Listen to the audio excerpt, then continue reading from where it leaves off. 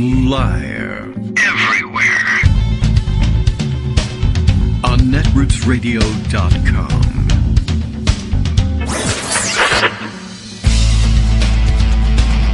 David Waldman. Kagro. In the morning. Now, here's David Waldman. Hey, good morning, everybody. How you doing? It is... Oh, no. Hey, I just realized. No, I realized this last night and I forgot. In between last night and now, Friday the 13th. It's Friday the 13th of November, 2020. And nobody would have a problem with Friday the 13th in 2020, right? What could go wrong? So it's looking up. All right. Well, we'll try not to be superstitious about this stuff. There's plenty of other things that we can do to ruin your day. We don't need to lean on the crutch of superstition to make you worry that, let's see, society and our way of life will collapse forever under the weight of a gigantic pandemic that'll eventually kill us all. But it would be easier to do that, so maybe we should take that route. I don't know. All right, well, lots up in the air today, and wide open today as well, so with any number of possibilities for discussion today, from the relevant to the, well, let's say esoteric, but still interesting. But much happening today. I don't know. I haven't seen if no one's been complaining that the president is up and rage tweeting. I don't follow him myself. I rely on the rest of you to take care of that for me and tell me when something truly outrageous is happening. Everybody else is saying all the outrageous stuff, I guess, so far this morning. I don't know whether this was a comment from this morning or from last night, but I guess Jonathan Turley has gone around the bend, over the cliff, what have you.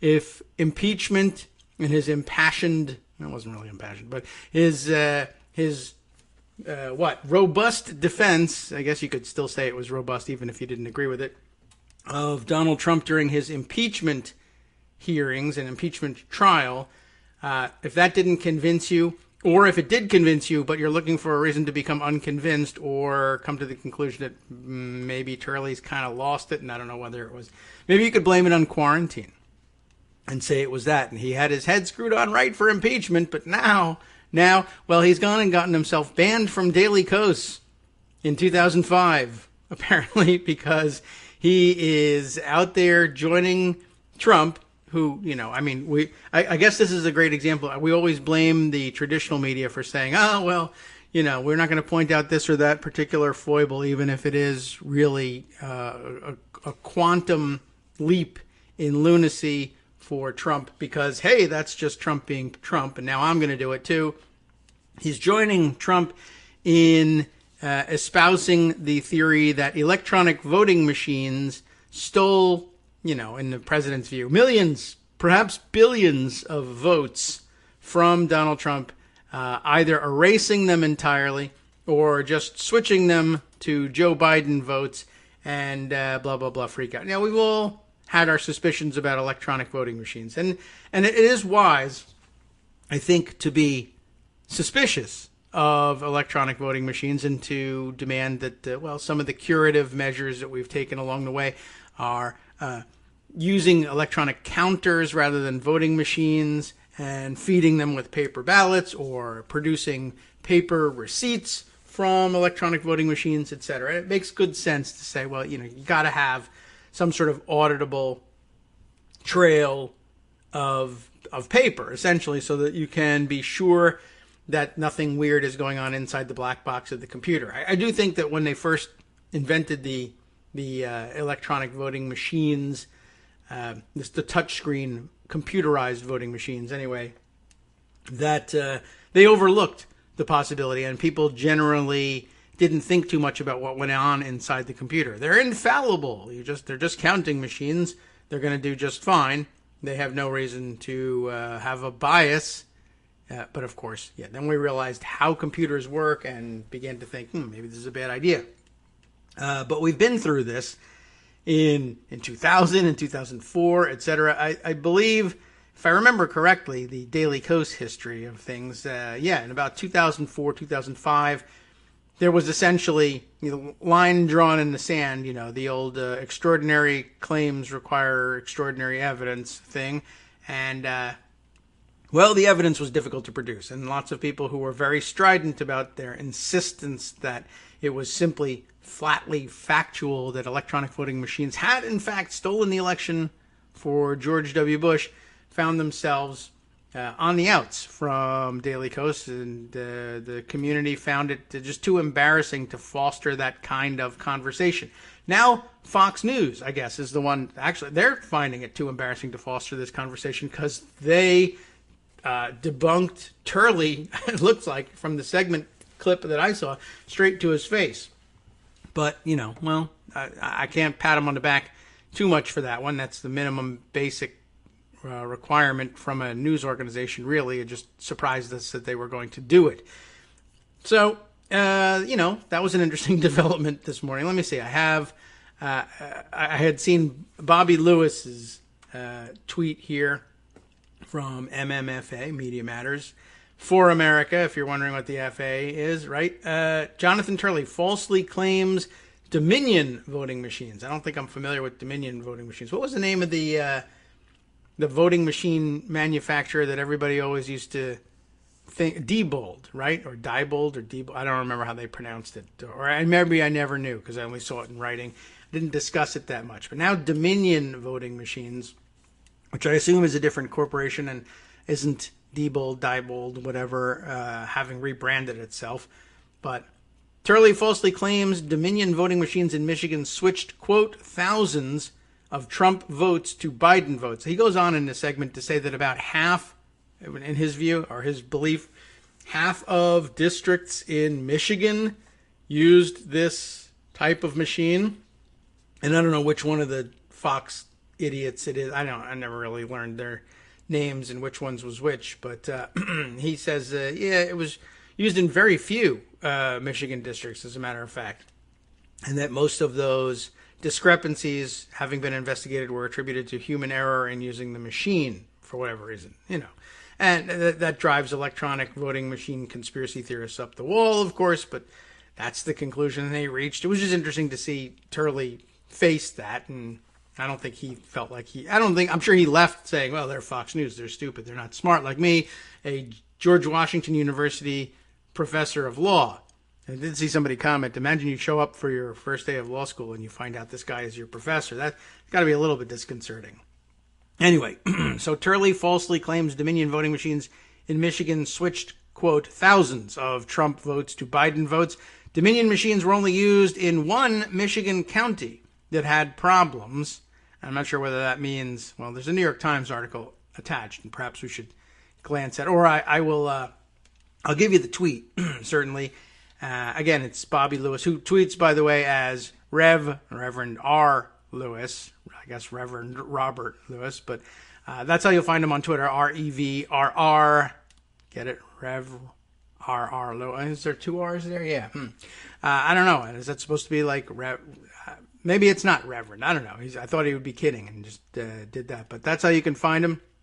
And the New York Times article, which reports on it. It says here that one Michigan county that had problems, all of which were human error and none of which affected results. That's the key finding, of course. I was just a little confused as to whether it's only one Michigan county used Dominion voting machines, or of all the counties that used Dominion voting machines, only one had problems. Well, at any rate, if you're looking for the New York Times article on it, it runs under this rather conclusive headline: no, Dominion voting machines did not delete Trump votes. It's Jack Nicas, Nicas, November 11th, reaching that definitive conclusion. Let's see. Does it say anything about how many counties? Let's see. Dominion software was used in only 2 of the 5 counties that had problems in Michigan and Georgia. And in every instance, there was a detailed explanation for what happened. In all the cases, software did not affect the vote counts. So, well, so very interesting. In the 2 Michigan counties that had mistakes, the inaccuracies were because of human errors, not software problems, according to the Michigan Department of State, if you believe them. County officials and election security experts as well agree with the conclusion. Only one of the 2 Michigan counties used Dominion software, so I think that solves our problem and answers the question. Issues in 3 Georgia counties had other explanations, which was that the Georgians were using the machines, and that can be problematic. But Georgians are doing great these days, so we're very happy with their recovery from these errors. Let's see. In one county, an apparent problem with Dominion software delayed officials' reporting of the vote tallies, but did not affect the actual vote count.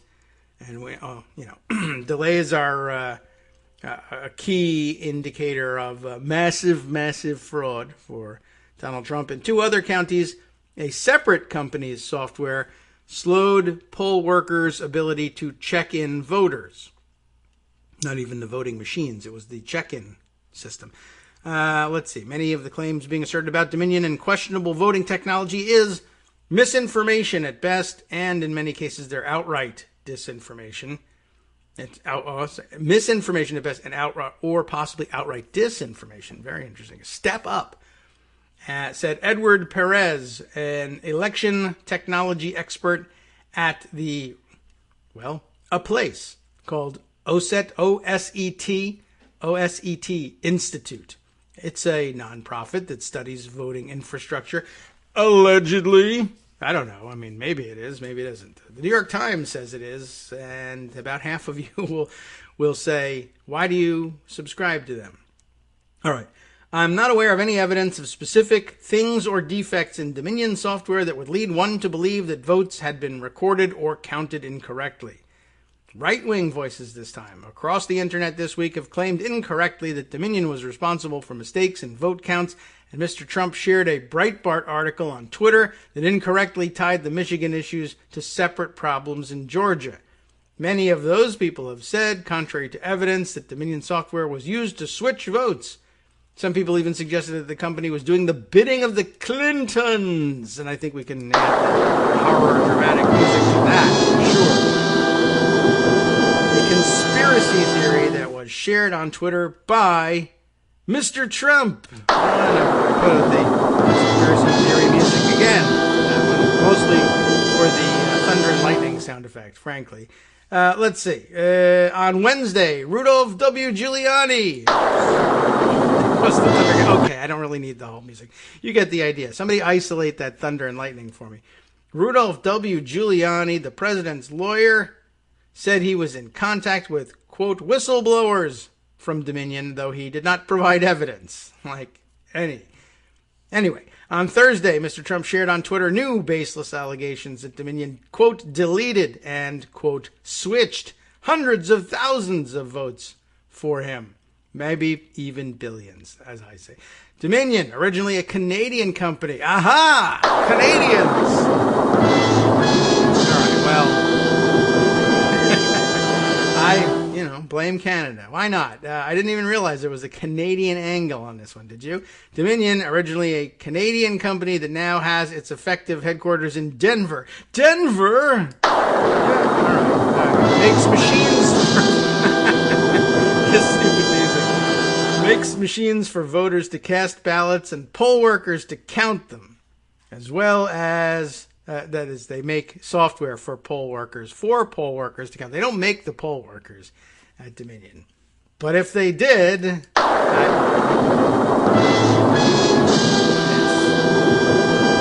sound effect's now out of control, except for the fact that I'm the only one here. I'm pressing the buttons. I'm the idiot that keeps doing this.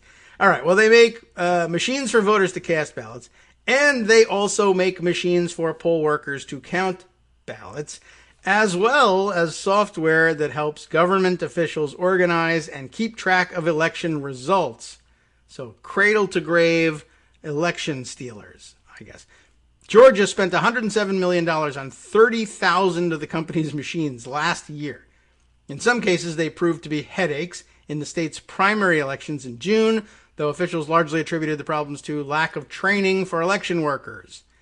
Dominion did not immediately respond to a request for comment. Why? Why not? So late. In Antrim County, Michigan. I don't know how many ways I could mispronounce that one. We'll see. Unofficial results initially showed President-elect Joseph E. Biden Jr., never heard of that guy, beating Mr. Trump by roughly 3,000 votes. But that didn't seem right in the Republican stronghold. So election workers checked again.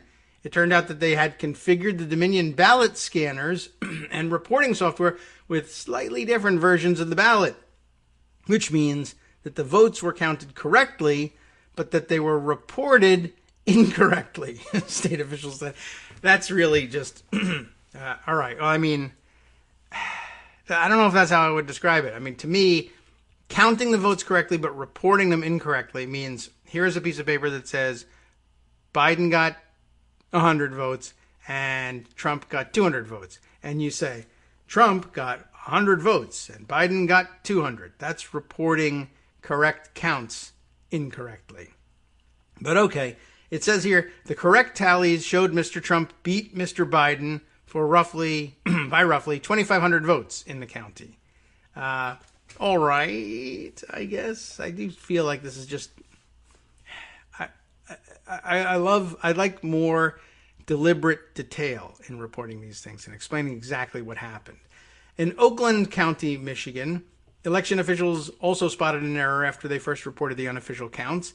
They realized they had mistakenly counted votes from the city, the city of Rochester Hills, Michigan, twice, according to the Michigan Department of State. The revised tallies showed that an incumbent Republican county commissioner had kept his seat, not lost it. Oakland County used software from a company called Hart Intercivic, not Dominion, though the software was not at fault.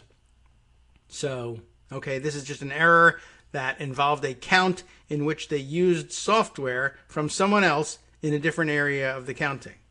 That's really a stretch. Both errors, which appeared to go against Republicans, spurred conspiracy theories in conservative corners of the internet. That drew a response from Tina Barton, the Republican clerk in Rochester Hills, the city that had its votes briefly counted twice. As a Republican, I am disturbed that this is intentionally being mischaracterized to undermine the election process, she said in a video posted online.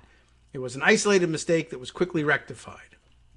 Michigan's officials added that the errors came in the county's unofficial tallies and that they were fixed before another layer of checks meant to catch such mistakes. That's important and worth pointing out. These are unofficial tallies, and they go through a process of checking and double checking because, what you don't want is to release an official result that's wrong and then say, we have to revise it. You don't want that, but, of course, when you find it, you revise it. But here, in the unofficial tallies, it's almost like you really can't hold unofficial tallies against these people when they're doing the counting and then haven't run the double checks yet. Anyway, in that review, 2 Republican and 2 Democratic canvassers certify the vote counts in each county, check the poll books, ballot summaries, and tabulator tapes. In Georgia's Gwinnett County, is it Gwinnett or Gwinnett? Gwinnett, I think probably, county. The vote count was delayed because of an apparent problem with the Dominion software. According to a detailed explanation from county officials. There is one. How come it's not reprinted here? It's just linked.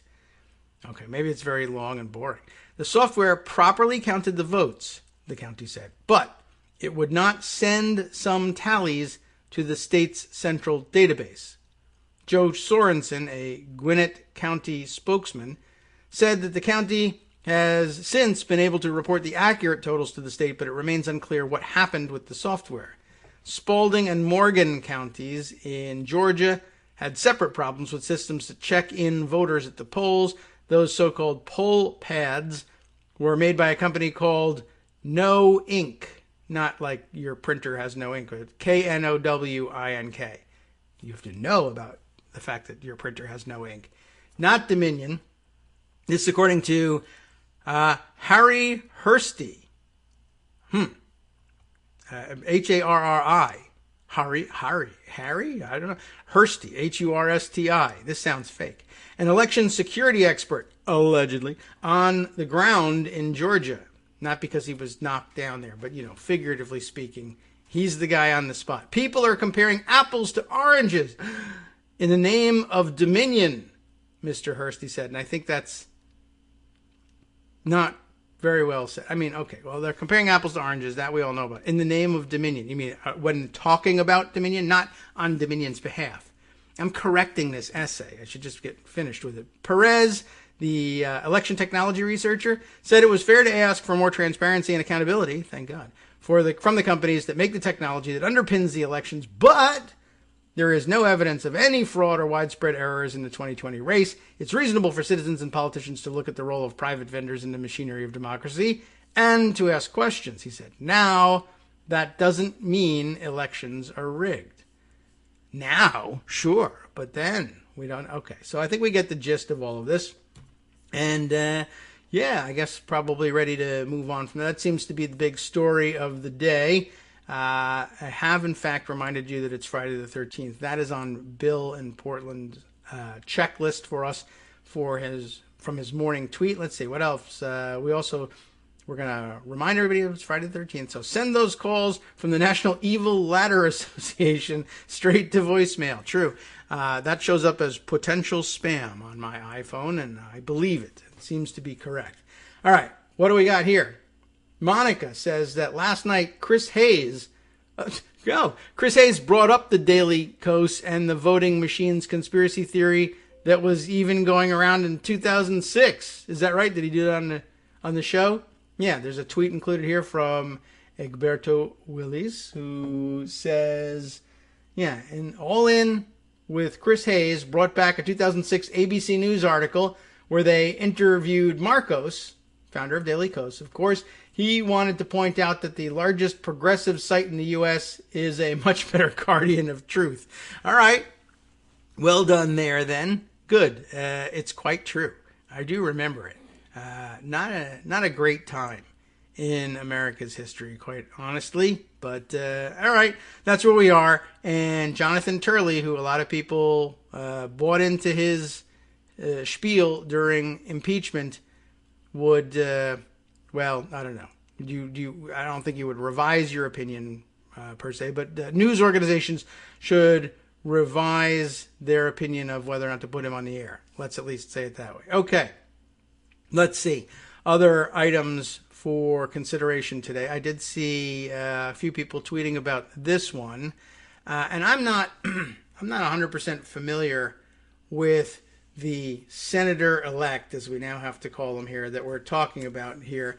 But I am aware of this much. Tommy Tuberville, is that how he says it? Is now a United States senator-elect, unfortunately, from Alabama. I guess, remember, this is the state that was like, should we elect the child molester or not? I'm not sure. Well, they didn't, but they instead said, football coach, he'll make a great senator. It'll be a touchdown of legislation for Alabama. They could go all the way. Alabama's at the 50, the 40, the 30. Apparently he's been spending all of his time since election, I guess probably prior to the election, issuing statements of that nature. Like I'll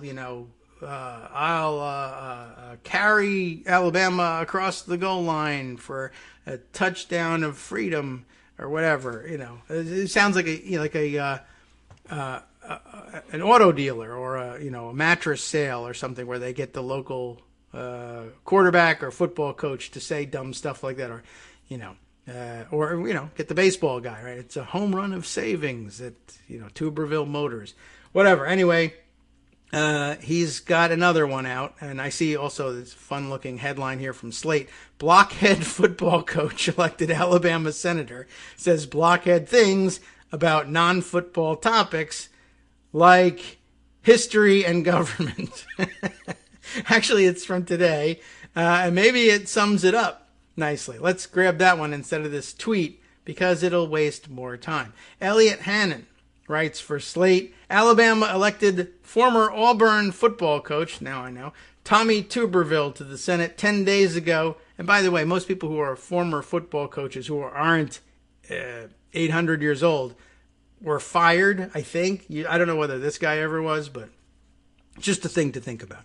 Anyway, former Auburn football coach Tommy Tuberville, they elected him to the Senate 10 days ago precisely because he keeps it simple. Trump good, not Trump bad. The state is, of course, overwhelmingly Republican, and since 2016, even more fevered in its support of President Donald Trump. So much so, in fact, that former Alabama Senator Jeff Sessions, literally one of the original Trumpsters, was deemed not Trumpy enough anymore. So when shopping around for candidates, it seems safe to say most people in the state weren't looking for a nuanced understanding of history, the country, or how its government works. They were looking for a blockhead that Trump could step on to elevate himself. And in, quote, it says air quotes here, Coach Tommy Tuberville, Alabama Republicans got exactly what they were looking for. In an interview with the Alabama Daily News on Wednesday, Tuberville showed a football coach's understanding of history and the American system of governance. Tuberville fumbled when discussing America's three branches of government. Kind of a biggie. They are, of course, offense, defense, and special teams. And the origins of World War II, also not small, before going on to stumble through ethics rules of the job and ultimately rounding it out with a grand football analogy equating the filibuster to a 2-minute drill in the dying moments of a football game. Yeah, and that's how our government was set up, Tuberville said in response to a question about a politically divided Congress. You know, our government wasn't set up for one group to have all three branches of government. It wasn't set up that way. Our three branches, the House, the Senate, and the Executive, those three branches. The House and Senate are, of course, part of the same legislative branch of government, with the other two branches being the executive and the judiciary. When asked about what signal voters sent in this election, Tuberville didn't really answer the question, but he did note that he's very concerned because Joe Biden is a socialist. Right, Omaha, check. He's a socialist on 2. All right, we'll be right back into 2-Minute Drill next. Hi, it's me, David Waldman, your host for Kagro in the Morning, and I've learned that I either need to update these announcements more often or stop saying that the announcements are brand new. What's not new is that this message, too, is a call for your support in keeping the Kagro in the Morning show on the air. My thanks go out to all of you who do support the show through your donations. The stats say that Kagro in the Morning fans download our program about 2,000 times each weekday, but our donors make up only about 8% of our daily listeners. Patreon.com, Patreon.com, makes it simple to make easy, secure, recurring monthly contributions to support our show. Patreon.com/KagroX gets you straight to our donation page. If we're helping keep you sane during the Trump era, consider what that's worth. $1 a day? 50 cents? One thin dime? We do about 20 shows a month, so pick a number, do the math, and head to patreon.com/KagroX to let us know. Thanks again, everyone, for all your support.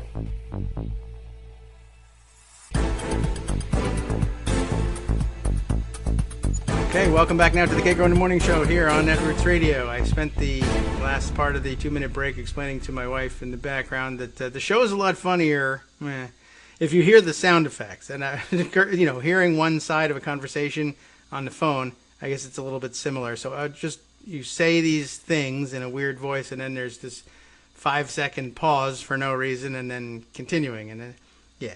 All right. Well, whatever. I'm assured it's funny anyway, but I have my doubts. The sound effects are what's funny here. Where do we leave off? Dummy football coach, right, who was elected to the Senate. And I think we were headed into a long block quote from dummy football coach. Where were we? Oh, yes, right. What signal did voters send in this election? And he thought signals probably like a play call signal from the quarterback, but whatever. But he said he didn't answer that, but he did note that he's very concerned because Joe Biden is a socialist, which I think is not the case. Okay, coach then goes on to misunderstand the origins of World War II. It says cough, cough. This is a perfect opportunity for me to clear my throat and get away with it and say it's in the script. Nazism, of course, the origins of World War II, saying that it was, you guessed it, about ridding the world of socialism, kind of like Joe Biden. Never mind that we were allied with the Union of Soviet Socialist Republics to defeat Nazis. But we'll read the quote here, and essentially he's invoking the Jonah Goldberg fallacy The Nazi Party was actually officially called the National Socialist Party, and so therefore socialism. That means they were socialists. It really doesn't any more than we can blame Trump or Ronald Reagan for Iran's Republican Guard, or they're the Revolutionary Guard. The Iraqis had the Republican Guard, I believe. Anyway, so World War II was about defeating socialism, apparently, by teaming up with it to defeat the people who were executing socialists. I look at it and I see what country I grew up in. It's America. And what it's meant and the direction that we were going. And it's concerning. I'm having difficulty giving the right read to this because I can't get to that level of dumb, I think. What is he even saying? I look at it and I see what country I grew up in and what it's meant and the direction that we were going. And it's concerning to me that a guy can run for president of the United States and have an opportunity to win, he did, when he leans more to a socialist type of government. And that's concerning to me that we're to the point now where we've got almost half the country voting for something that this country wasn't built on. Very concerning. And, as I tell people, my dad fought 76 years ago in Europe to free Europe of socialism. Yeah, he might have been a freelancer. I don't know. Today, you look at this election. We have half this country that made some kind of movement. Now, they might not believe in it 100%, but they made some kind of movement towards socialism. So we're fighting it right here on our own soil. We've got to decide, over the years, which direction we're going. And that part's concerning to me. That is concerning. I'm sure it's very concerning. Not as concerning as worldwide total war for us for 4 years, for everybody else many more. But concerning. True. I guess we could say that. Then there are comparatively smaller matters, we are told, that the old football coach hasn't gotten straight yet, like the ethics of the office. And here we have embedded the tweet of the Alabama Reproductive Rights Advocates group, replying to someone else on Twitter, Josh Moon, saying, members of Congress aren't allowed to do fundraising in federal buildings. Someone better tell Tubby. I guess, is he Tuberville? Not Tuberville? I don't even know. Or is that just the emphasis gets changed when you shorten it to Tubby? Let's see. Take a look at this thing. There's a screen grab from AlabamaDailyNews.com that says, I guess, is something about So the media has got to stand down on all of this because they're creating so much havoc. I remember in 2000, Al Gore was president, United States, president-elect for 30 days. 30 days. And after 30 days, it got to the Supreme Court, and the Supreme Court said, no, George Bush is going to be the president. I don't even know what that is coming from. But, yeah, all right. Oh, this is Josh Moon saying, if you thought Tommy Tuberville, I don't even know anymore, was going to stop saying dumb things after being elected, I have bad news. His interview in Alabama Daily News is filled with utter nonsense, including this childlike rewrite of the 2000 election. Okay. So this was another one of the stupid things he said. Alabama Reproductive Rights Advocates is talking about the fact that I guess he seems to be interested in doing fundraising from his office, which is, yes, against the law and against ethics rules. But I didn't even realize this. I have seen this one circulating, too, among right-wing folks on the internet all over the place, Twitter in particular, saying that, yes, this whole liberal complaint about Trump refusing to concede is nonsense because, after all, everyone remembers that in 2000, for 30 days, everybody said Al Gore was the president. And all of a sudden, no, George W. Bush was. Except no, nobody ever said Gore was the president. There was a moment at which, I don't know whether did they ever make a call nationally for Gore based on the erroneous, what they thought was later came to think was the erroneous call in Florida. I think I don't know. Now I'm thinking back. I want to be right about this, but we'd have to check it. My guess is, well, they certainly made the call. They reversed the call of Florida for Gore and called it instead for Bush. But I don't know whether they made the erroneous call and the not erroneous call and the reversal before calling it for Gore. Did they say, well, he's won Florida and therefore the presidency, and then uncall that? Was there even 30 minutes where news networks thought? I don't know. I'll have to check into that. Well, it certainly wasn't 30 days. Anyway, back to Slate. To be clear, Tommy Tuberville is a football coach, which is a good metaphor for everything in life. Senate rules, House rules. It's pretty unique, Tuberville said, of learning the Senate's procedures, the filibuster rules, and stuff like that, of how you can really slow the progress of something that you don't like. I don't care if everybody else likes it in the Senate. You can actually slow it down. You might not be able to beat it at the end of the day, but there's a lot of little things, just like a football game. You know, how you slow down the clock, how to run the clock in a 2-minute drill. And it's no different. Good luck. It's just the fundamentals of the little things. That's it. You tell him, coach, just the fundamentals of the little things. All right, so that guy should be entertaining for a couple of years. And now that Donald Trump will have to be dumb from outside government, if you were craving dumb with the official imprimatur of the United States government, you got it, and lots of it. So that's going to be exciting. Let's see, other things to check into. There's so much. Let me jump over to this tweet because it kind of will follow up on discussion we had yesterday about Alexandria Ocasio-Cortez. I swear I'm not obsessed. I'm just obsessed with other people's obsessions about her. And I had a little bit of a discussion about what she was up to in a sort of a different angle on it with Armando yesterday, the findings of which I'd like to share with you. But first, Daniel Schuman, who is policy, he's calling himself policy director-elect at Demand Progress, and makes an excellent point.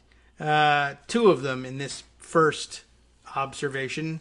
I am an expert on Congress. That's the first observation, which is true. Not me, but him. But I'm kind of good at that too. And if you're reading California Dem 20s, I don't know. Do I know California Dem 20? All right. The computer tells me I do not. But California Dem 20's thread, if you're reading her thread, it appears to be using a female avatar here, reading her thread, evaluating AOC's legislative effectiveness, you should understand that not only is it wrong, but it fundamentally misunderstands what members of Congress do. We do have this problem. It sounds like one we ought to correct.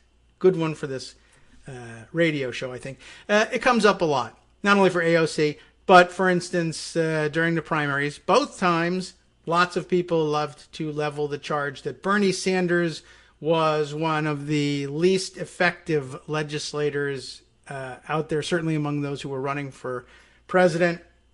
And having had something of an insider view of how Bernie regards his effectiveness in legislative settings, you know, in other words, having heard his explanation on how he views legislative effectiveness, I get the point. It happens a lot. People make that accusation. I don't think it's entirely accurate. And it does, I think, fundamentally misunderstand what members of Congress do. And when I say insider view, I'm talking about my participation in his 2006, his first bid for the Senate, in which I worked as a blogger. I was helping. I wrote the content of his campaign blog back then, which was like super experimental way back when. And so one of the things that we had to do was answer the charge that we heard from people, at that point Republicans, that Bernie was ineffective legislatively because there were, X number or zero, or I don't even know what the number was, of bills that were called the Sanders Act or some such thing, or that of which he was the either the lead author or the sole author of these bills.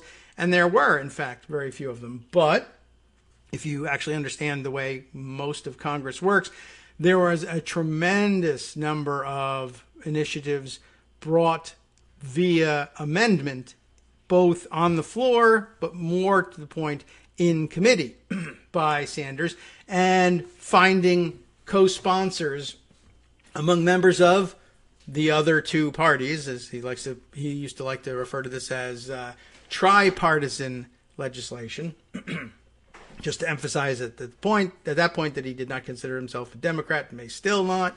Anyway, a lot of that work is done in committee, and a lot of it doesn't have names hung on it. When you bring it, of course, it'll be the Sanders Amendment, but nobody examines that. When you're looking for a quick and dirty summary of someone's legislative record, they tend to look at bills passed as opposed to amendments offered in subcommittee or what have you. But I think that might be part of what Daniel's going to get at. But there's more. So what was it? If you're evaluating AOC's legislative effectiveness, you need to understand that it's not only wrong what California Dem is saying, but fundamentally misunderstands what members of Congress do. That thread begins with the observation from California Dem, who identifies in the user name here as Spanberger, Spanberger /Lamb/Ossoff Stan, and then starts off with thread and the little icons, the little emojis of thread, which I really can't stand. While many of us know that AOC hasn't gotten a single piece of legislation passed, remember, it's her first term in the House. That's tough. I'm doing a deep dive into how unproductive she's been. Possibly the least productive freshman of all House Dems.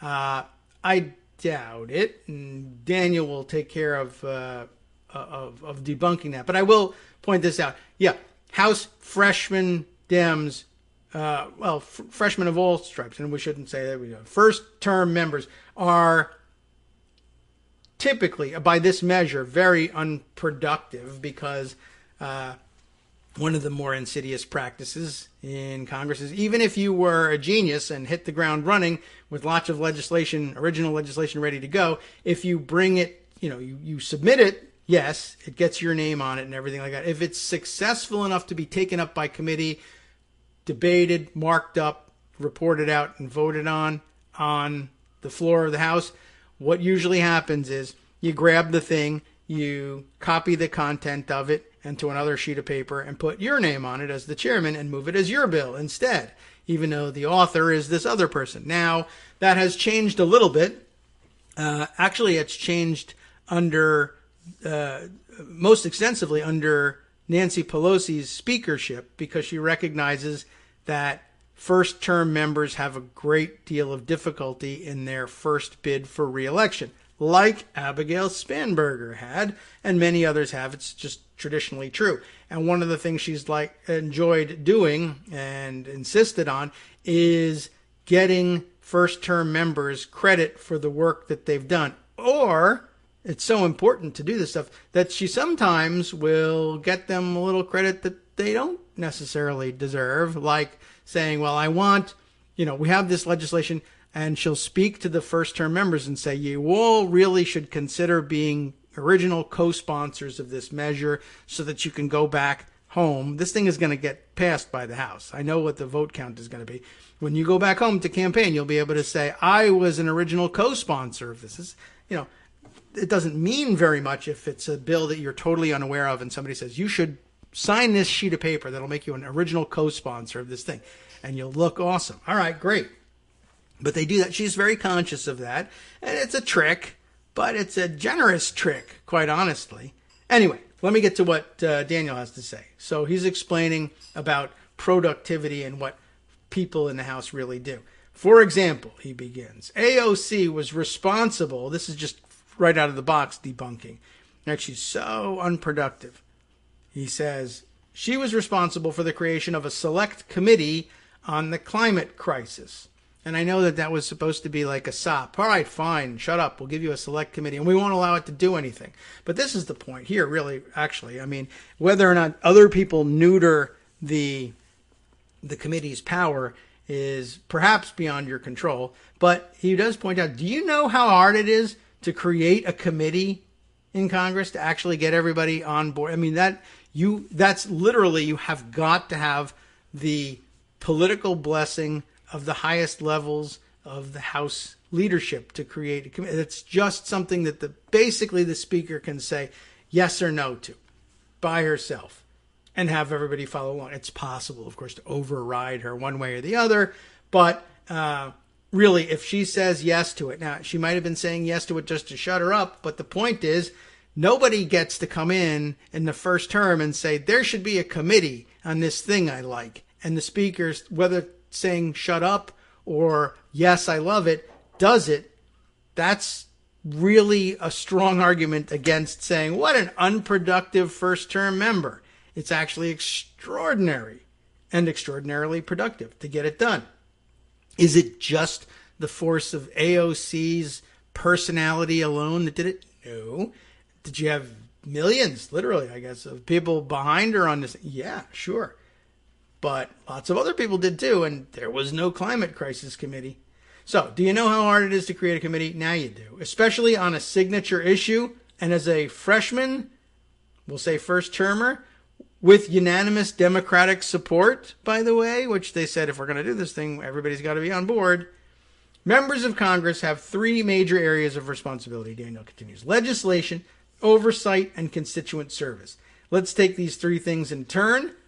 Legislative efficacy is hard to measure and even harder to say, not because you can't count up the bills that you've co-sponsored that become law, but because that is a stupid metric for doing so.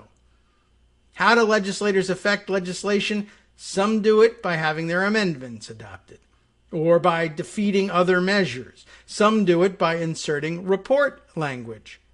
These are all a big deal, and it doesn't happen all that often. Few members of Congress introduce bills that are enacted all the way through, untouched, with their name on it, I should say. I'll add to this. For first-termers, usually leadership hand drafts bills, and they give it to vulnerable members so that they can have a legislative accomplishment. We say usually, that means in the past 10 years under Nancy Pelosi, that happens. Anyway, and pretty much never before. This isn't about the members' savvy, but about their political vulnerability. One of the most effective tools, though, is when you can change the terms of the debate. This is when a member, through their platform, advocacy, and organizing, sways a significant part of the caucus to move a measure or block it. It's collective action. This is pretty hard to measure, but the collective victories belong to all those involved, and there were a number of progressive victories on legislation that passed the House, which also should surprise no one, because on balance, Nancy Pelosi's a pretty progressive person, generally. There are places where she stands in the way of genuine progressive momentum on various items. But generally speaking, certainly easily the most progressive and progressive sympathetic Speaker of the House that there's ever been. Anyway, let's see. There weren't many bills that became law because bills rarely do become law. It's a rare thing to pass one all the way and have it be a freestanding measure, especially these days.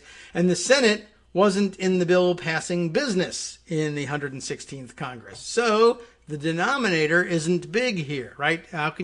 Is it really fair to measure AOC's effectiveness based on the metric of what will Mitch McConnell allow to be passed? There aren't going to be a lot of AOC bills that get through, even the House, unmarked and unrevised. But even if they did, and with her name on it, it wasn't going to happen in the Senate.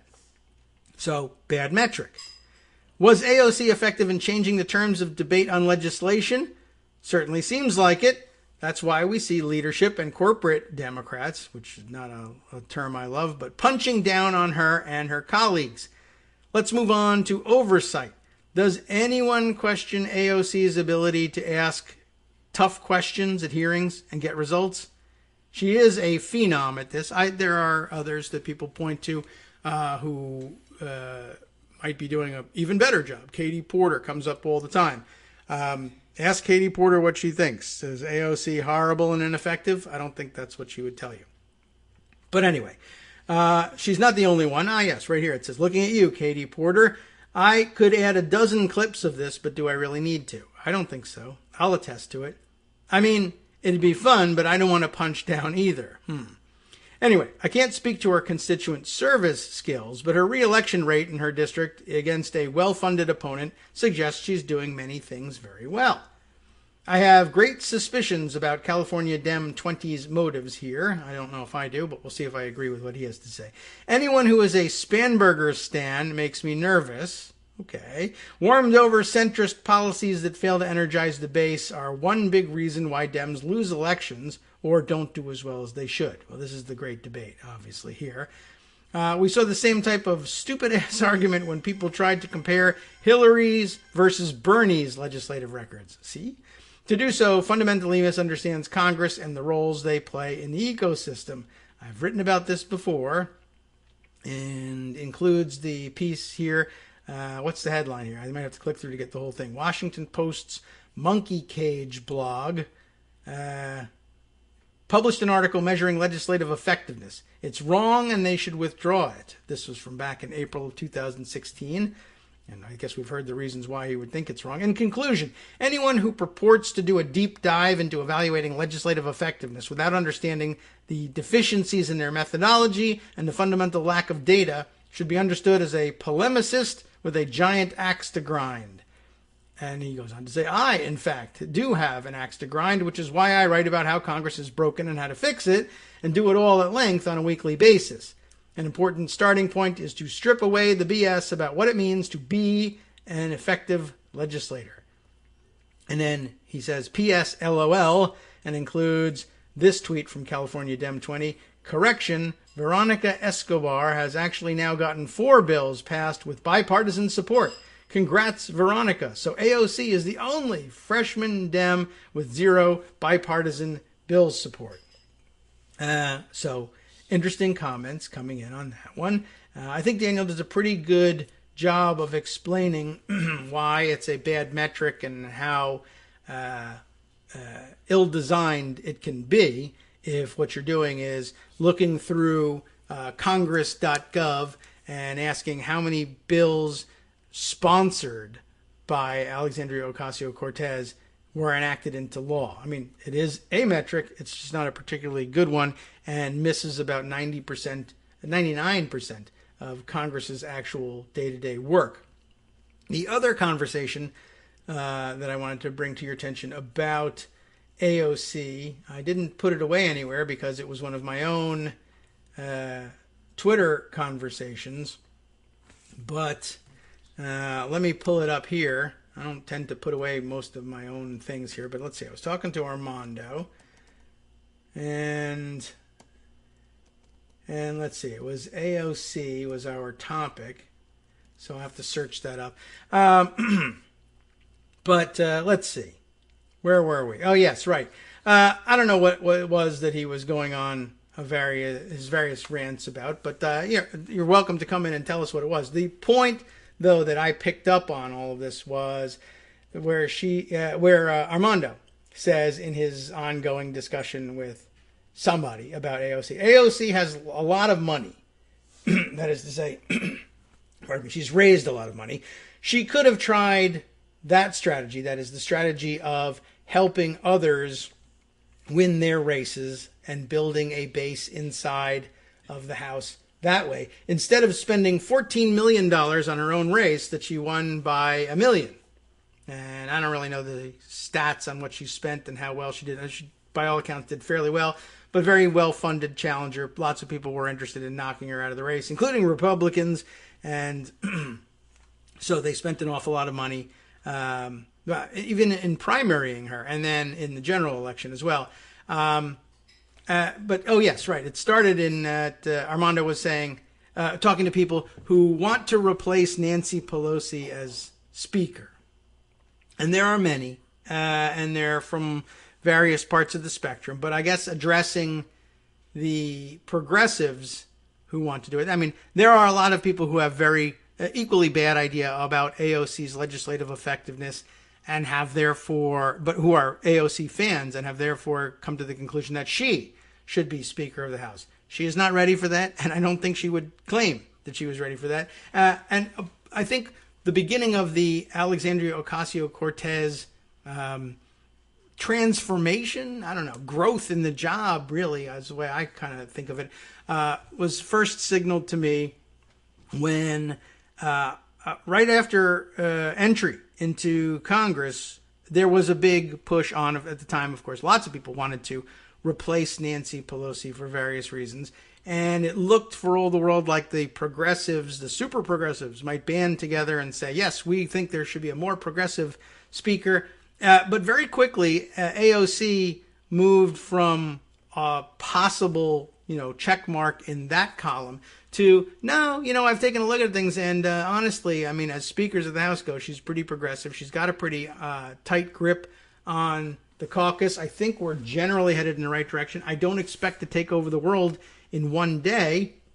I'm going to vote for Nancy Pelosi for speaker, and I'm not going to cast a protest vote. I'm not going to put myself or anybody else out there to replace her. And you ought to do the same. And I thought that was a pretty reasonable thing, and a nice development given that she had to that point been presented to me and a lot of other people as some wild-eyed radical that couldn't be controlled and wasn't going to compromise with anybody, and screw you, I'm only going to do my own thing. And it was very clearly, very quickly, not true. Still, there are people who think, well, if we just sort of handed her the speakership, well then, I don't know, something fantastic would happen and everything would change. Not with a Republican Senate, but we're aiming to fix that. But not with a 50-50 Senate either, quite honestly. But Armando asked people, well, if you've got another candidate for speaker, go ahead, run him or her. Win the election for speaker. Go ahead and do it. And that's the ultimate proof of these things. I was saying, though, keep in mind that leadership races, like even for the speakership, are almost always, as I tell you all the time, won by the candidate who has given the most in contributions to the most sitting members. That's always been my rough metric. It applies here, too.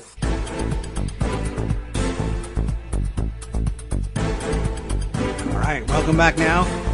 Whew, quick break. It went by too fast and too many stories grabbing my attention. Let me continue on with this discussion, though, just to finish it up and get it out of the way. So I reminded everybody that if you really were thinking, oh, we should replace Nancy Pelosi, you're probably up to speed on why people would even say such a thing.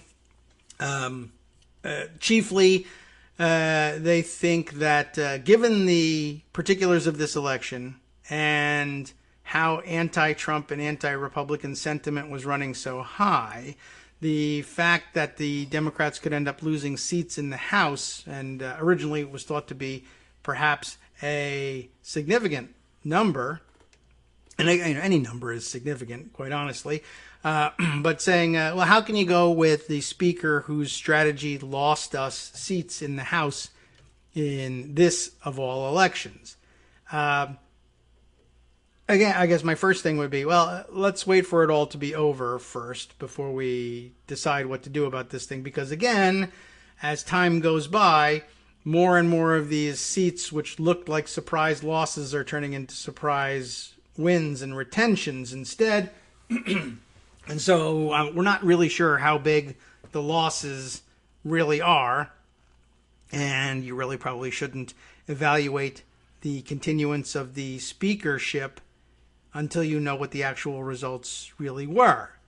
But anyway, I was reminding everybody that even if you thought that this sort of replacement was warranted, if you were trying to figure out who would replace her, I remind everybody the easiest way to figure out, well, the most reliable way of figuring out who's going to win any leadership race in general. And the speakership, it's a special case, and we might be in weird times, so things can change. Certainly there's got to be a counterexample somewhere, but pardon,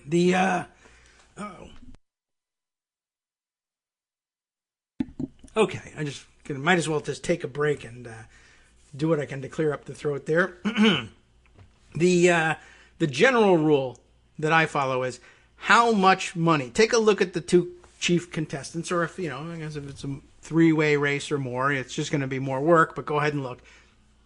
you want to look essentially at how much money the candidates for the jobs have over their tenure of their career in Congress given to other members of Congress, other Democratic members of Congress who will have a vote in this contest, how much money they've given to these people, how many people they've helped, essentially, and over what period of time they've been helping them. If you really want to get down to that level of detail, you'll want to look at their leadership PACs, although, if you want every dollar, you should also be looking at their regular campaign accounts. It's entirely possible that they could be giving out of their regular campaign accounts. But chiefly, they maintain leadership PACs in order to do this. And I think all of you who are longtime listeners to the show remember this whole story. But I guess if there are any new folks who don't know, leadership PACs, it is what it sounds like.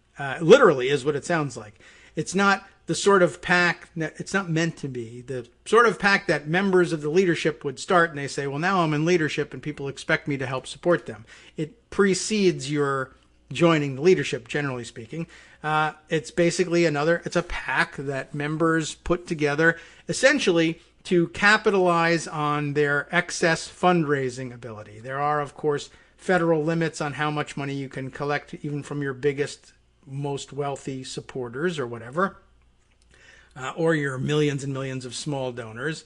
But, nobody in the small donor category is going to hit their limit. But you get the idea. So if you have excess fundraising capacity, let's say you live in a safe district, you represent a safe district, you don't need that much money to protect yourself in your elections, but you got a lot of people who are willing to put a lot of money behind you.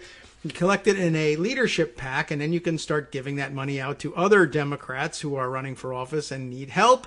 And then they are grateful to you. And then when you decide to run for chief deputy whip or whatever the lower rungs of the leadership ladder may be that you're interested in, or chair of your committee or what have you, you call in those favors. And all the people you helped say, that's a good person. They helped me. I will help them. And it doesn't always follow, because sometimes you've gotten money. As a voting member of the Democratic caucus, you could have gotten money, equal amounts, say, from both contestants in such a race. But not very often is that the case, that it's exactly even, certainly. But anyway, the idea is you use your excess fundraising capacity to start building support internally inside the caucus to help you move up the leadership ladder so that you can call more shots about stuff and become a, quote-unquote, more effective legislator, according to the metric of you really getting stuff done. So wouldn't it be great if AOC, who says she wants to be an effective legislator, began doing this? Sure. Would it be unusual if she began doing this? As a first-term member of Congress? Absolutely. Almost no one does it, because almost no one in their first term has excess fundraising capacity. Why? Because that first race for re-election is the scariest one there is, and they will counsel you to hold on to every dollar you get.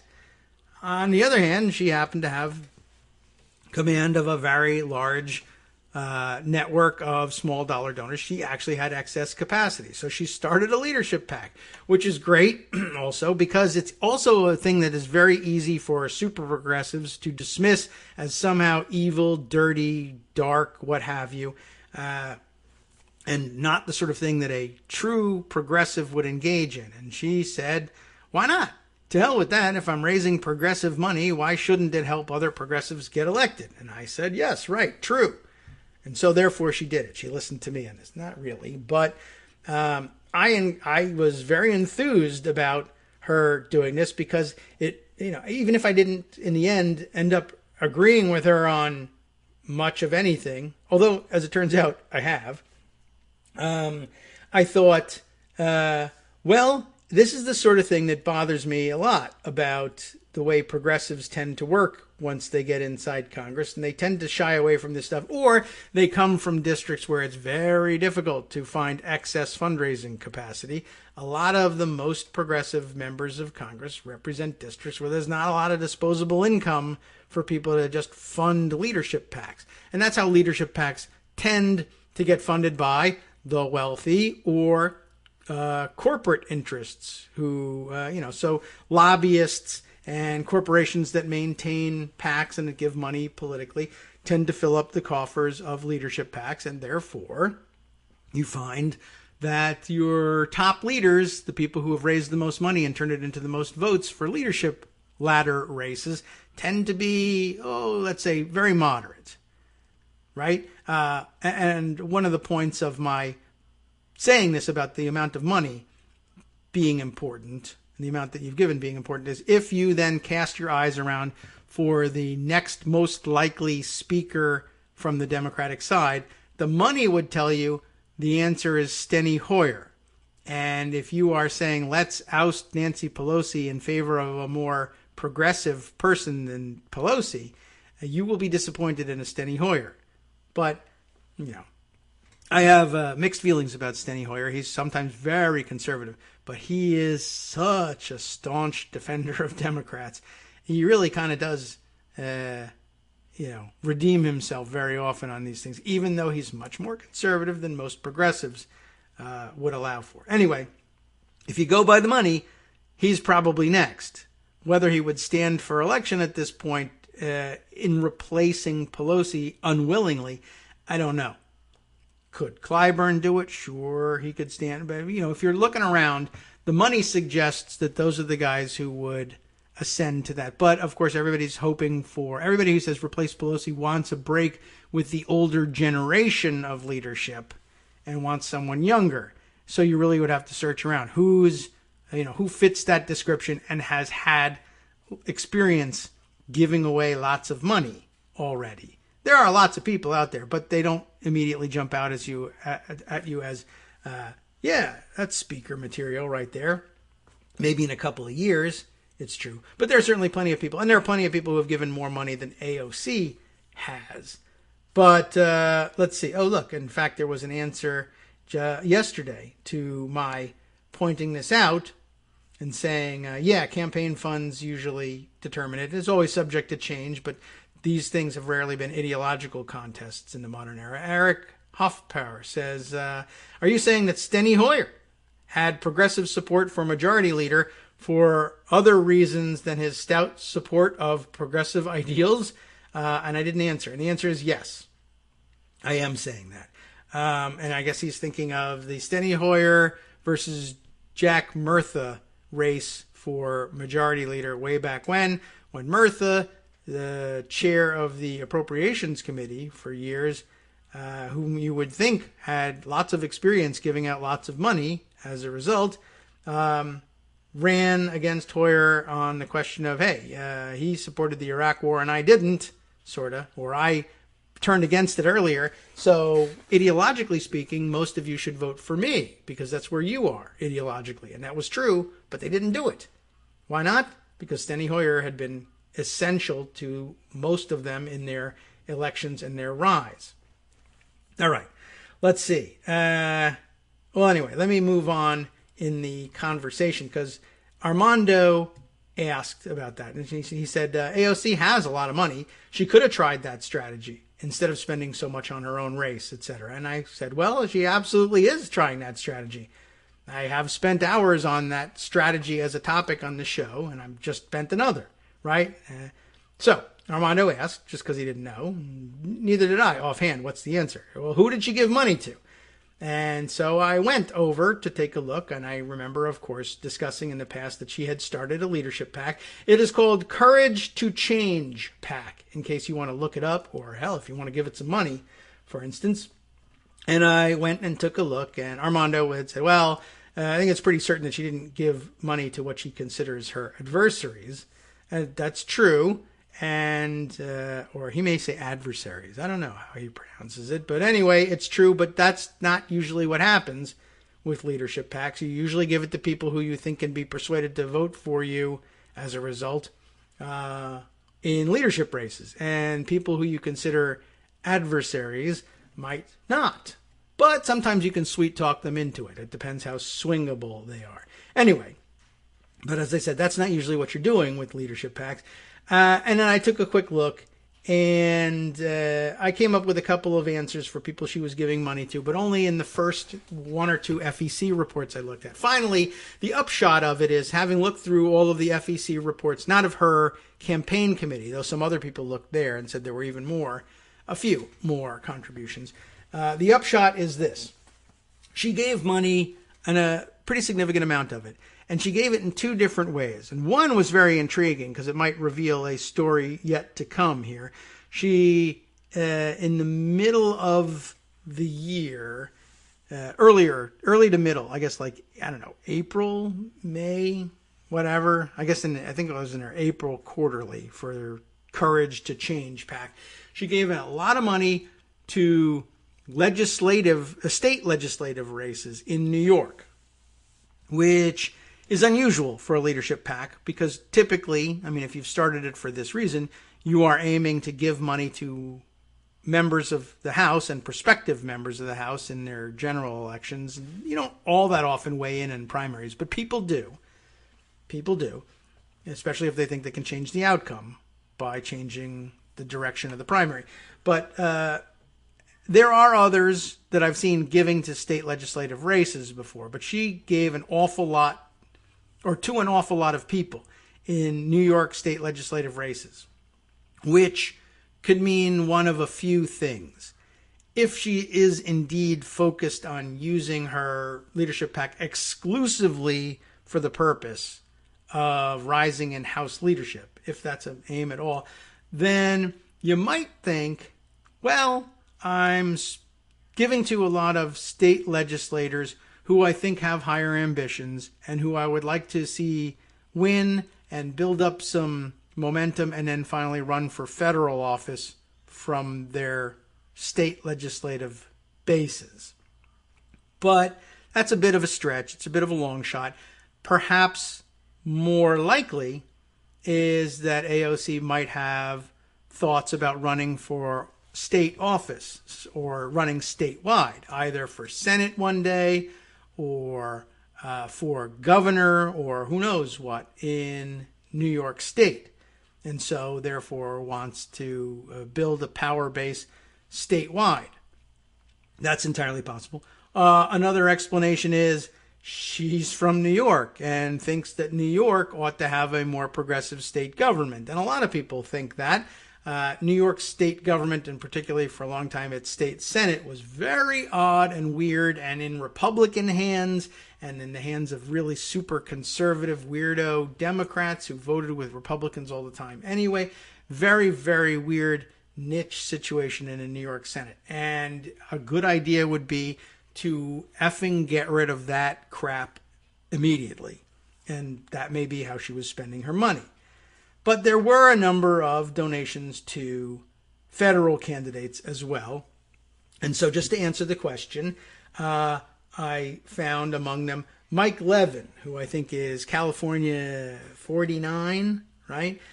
Cori Bush, who made lots of headlines winning in Missouri just in the last couple of days. Of course, her good friends Ilhan Omar and Rashida Tlaib were among those who got donations.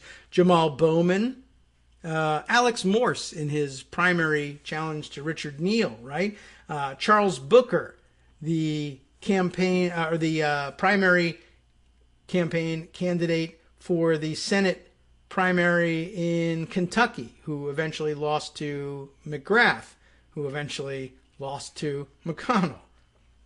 But I recall that in the closing days of that campaign, everybody was getting nervous saying, yeah, McGrath really just showed no promise of being able to do it this second time any more than she had the first, and maybe we just need a new direction entirely. And I guess AOC agreed and gave money to Charles Booker. That's a little unusual in that it's a Senate contribution and senators won't be available to vote in House Democratic caucus elections for leadership or chairmanships, etc. There was another for the candidate in West Virginia, who Paula, and I don't know how to say her last name. Is it Swearingen?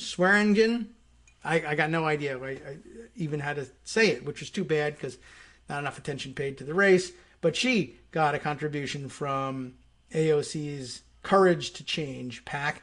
Then there was the bunch of New York Assembly people, but also, let's see, Mondaire, do I have his name right? Mondaire Jones.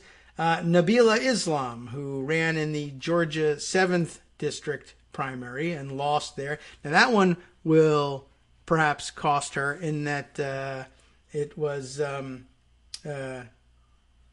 her, I've already forgotten. And it's too bad too, because now I'm blanking and I feel bad because I worked with her once. Carolyn, I only remember that her name is Carolyn. Carolyn Bordeaux. That's right. In Georgia's 7th. She ran last time. She was the candidate and she did very well, but did not get across the finish line. And this time did. And she'll be going, back to Congress. She worked for Bob Menendez in his first term in the House, along with me. And I guess I don't know whether I would say ever since, but I guess has grown interested in going back to the Hill. I have not. She did, and she is. And she'll go there knowing that Alexandria Ocasio-Cortez gave money to one of her primary opponents. She had many. It'll be interesting to see whether they interact at all. And if they do, whether they get along. I mean, one of the things that has impressed me so far about AOC is her ability to say, yeah, I backed this other person. I liked them a lot. Now you won, and you know what? I kind of like you too. You're actually pretty good. Whether or not that'll happen here, I don't know. Anyway, you'll need more than that, of course. It won't be enough to say, well, I helped Ilhan Omar or Rashida Tlaib. They would vote for me anyway. Jamal Bowman, that's new. He'll help. Mike Levin, perhaps, will join her ranks, maybe. Mondaire Jones, yes. But aren't there more? Yes, there are. And there are quite a few. So I took a look around, and I think I finally found them and listed them here. Christina Ramirez, who was a candidate in the primary for Texas Senate race. She didn't make it across the line, but again, interesting. And again, here, going further afield, both in the state legislative contributions and the Senate-focused contributions, genuinely saying, well, yes, I want to rise in leadership, but that may or may not be my primary focus in this thing. I want progressive progress. I want progressive momentum everywhere I can get it. It's good for me if I do. If the nature of the Senate changes, if the nature of the state government wherein I reside, the government of the state wherein I reside improves, that's an improvement for me and the people I'm working for. So, Christina Ramirez, Kara Eastman, who eventually won the primary, though lost the general election in Nebraska's 2nd district, Jahana Hayes, right, Greg? Did you know that? There's that. There's another primary candidate in Texas's 28th district. She backed Jessica Cisneros. She was the one running against Henry Cuellar. I think that was a pretty high profile, and she gave some money. Katie Porter, who does such a great job in all of her questioning and all of the hearings that she participates in. Recipient of Courage to Change PAC donation. Samilis, do I have that name right? Samilis Lopez, contestant in the New York 15th District primary. Marie Newman, now member-elect from Illinois' 3rd District. And Teresa Leger Fernandez, I don't know what she said, Leger Fernandez, New Mexico's 3rd District member-elect as well. So as first-termers go, one, they almost never form leadership PACs, though there are a few people who have done it, very few.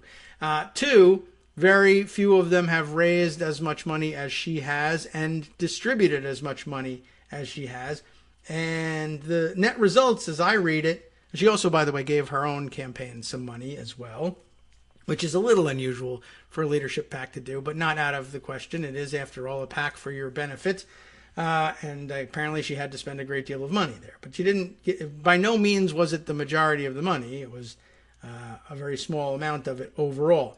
So for a first-termer, by my count, 10 House winners that she backed with significant cash, several $1,000s each. Not a bad start, right? Levin, Bush, Bowman, Omar, Tlaib, Jones, Hayes, Porter, Newman, and Fernandez, plus, of course, AOC herself, all, let's say, now favorably inclined toward voting for her at some future date in any leadership contest. Is 10 a lot? Is 10 enough? Well, no. But leadership PACs are long-term projects, always long-term projects. No first-term member is ever going to find the support they need to ascend to leadership in the very traditional House Democratic caucus right away. Typically, you're talking about people in their as early as perhaps their fourth term, but yeah, generally speaking, fifth term plus, you'll start to see people say, I'm interested in, heading the DCCC. They're not really. They're just interested in getting on the leadership ladder. I'm interested in caucus chairman. I'm interested in being in the whip organization or being chief deputy whip. And when they've been in leadership for a while, then you start to think about moving up, or you've got a committee chairmanship or something like that. I've moved, and there are unelected positions among the whip organization. You can be a regional whip, and then you move up to deputy whip, and it just kind of happens. You don't get elected to it, but you build up some experience and work on your leadership pack, and then maybe one day you can be chief deputy whip. That's elected.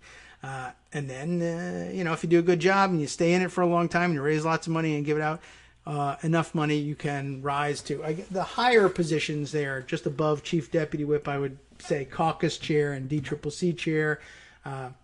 Moving to the whip position itself, that's something you have to have put like 15, 20 years into campaigning for, usually. Let alone majority leader or minority leader if you happen to be in a minority, or the speakership. That's just not something people waltz into. So a pretty good start, but just a start. But a start that progressive politicians have shunned for whatever reason for years, decades. And it always puzzled me because at least some of them have got additional fundraising capacity, even if they come from unmoneyed districts.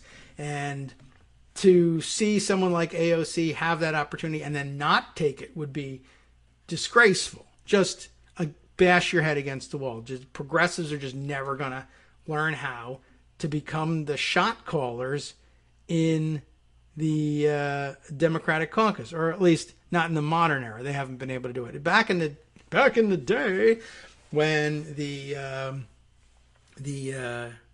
Democratic Study Group was so overtly progressive, and they wielded such power, there were more progressives in the 50s, 60s, 70s sense in the House leadership. But since the 80s, certainly, it's been a very hard right conservative leaning turn, because the money for those leadership races has been provided by corporate interests, lobbyists, etc.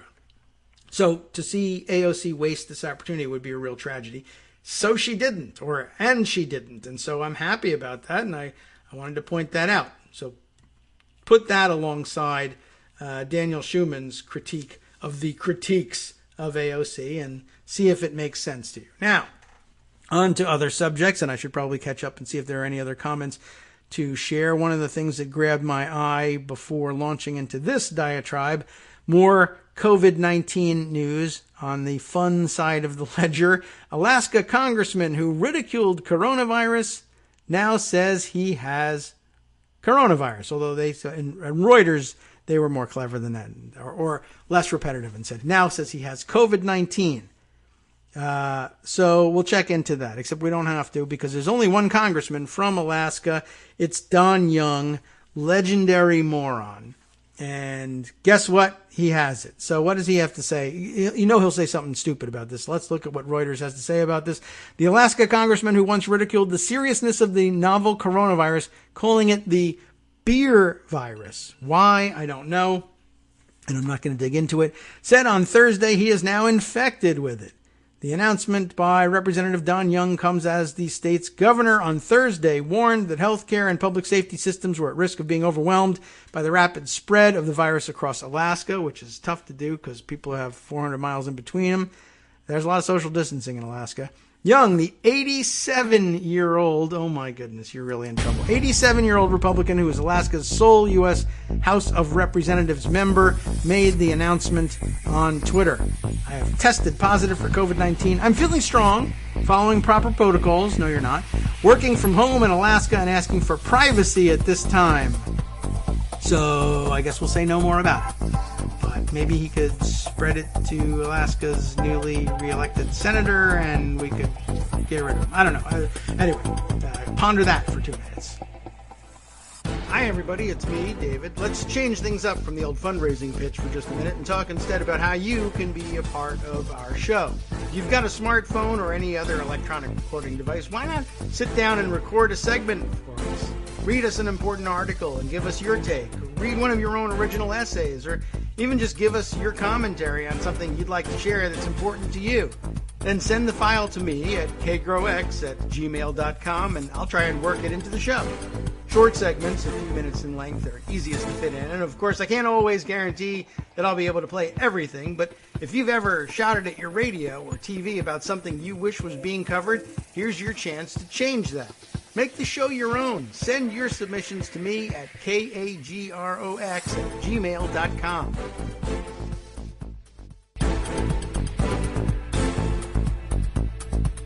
Welcome back now to the Kagro in the Morning Show here on Netflix Radio. And our final segment on the final show of the week, we now panic and realize that there are a million things that we didn't tell you about that might be important over the weekend. Don't know if we'll get them all in, so let's just bet that we won't. And then there's some other interesting things that I thought you might want to ponder over the weekend as well that would otherwise probably never make the show, but I think it's very interesting. Let me start by this one here. A good summary of something I mentioned to you yesterday, that James O'Keefe and Project Veritas had some very odd interactions with people who claimed to be witnesses to various voter fraud schemes.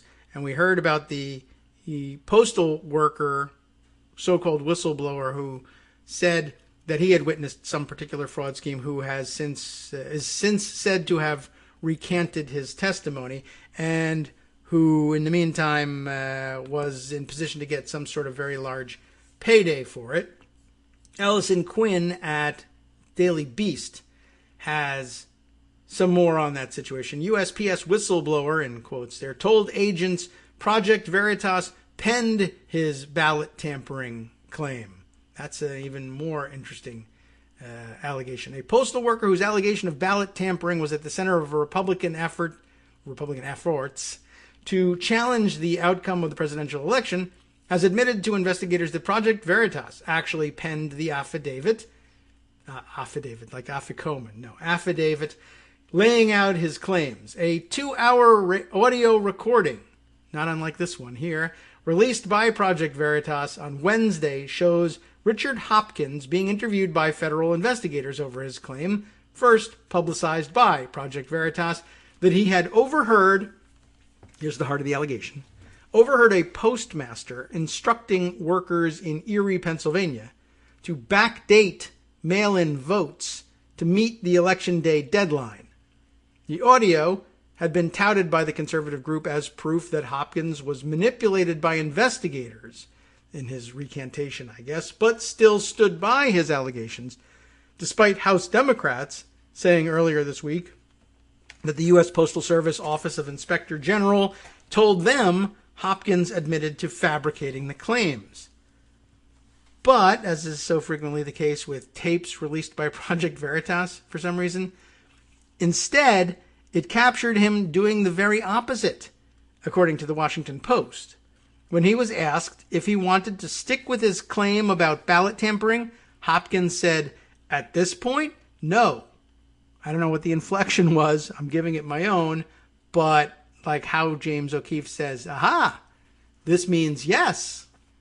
I do not know. But we did spend a great deal of time yesterday worrying about the number of people who think that words mean either exactly what they say or the exact opposite, as is convenient. We have seen this one now, too. Let's see. He said his allegation had stemmed from, quote, assumptions. This so-called whistleblower said, stemmed from assumptions that he made after overhearing tidbits of staffers' conversations in the mail facility. Hopkins told investigators not only that his affidavit was written by Project Veritas, that can't be good, but that he wasn't even entirely sure of what the group had included in it because he was in, quote, so much shock I wasn't paying that much attention to what they were telling me, unquote. Everybody goes to jail for this. Well, normally. But here, James O'Keefe, he never goes to jail for anything. A spokesman for Project Veritas acknowledged having a hand in the affidavit, but insisted that the affidavit was drafted with Mr. Hopkins' input and requested revisions, according to the Post. Okay. Well, anyway, that's a good short item. I can leave it there. I think we could read more about it at the Washington Post, but they've done a good job summarizing it. So good. That gives us time to move on to a couple of other things. Oh, yes, we already did this one. I mentioned to you the other day that there was some COVID-19 news.